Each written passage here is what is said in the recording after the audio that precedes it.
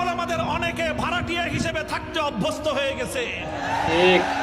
কিন্তু আমি বিশ্বাস করি এদেশের 200 বছরের স্বাধীনতার ইতিহাসে রক্ত যদি কেউ দিয়ে থাকে, আমার দাদার রক্ত ঝরেছে স্বাধীনতার জন্য। রক্ত দিয়ে থাকলে আমার পূর্বপুরুষরা রক্ত দিয়েছে। বালাকোটের রণাঙ্গনে সৈয়দ আহমদ শহীদ আমার পূর্বপুরুষ রক্ত দিয়েছে। সেই শামিলের রণাঙ্গনে আমার পূর্বপুরুষ হাফেজ জামিন শহীদ রক্ত দিয়েছে। সিপাহী বিদ্রোহে আমার পূর্বপুরুষ রক্ত দিয়েছে। 1916 সালে তাহরিকে রেশমি রুমাল রক্ত দিয়েছে শাইখুল হিন্দ মাহমুদ হাসান দেওবন্দি।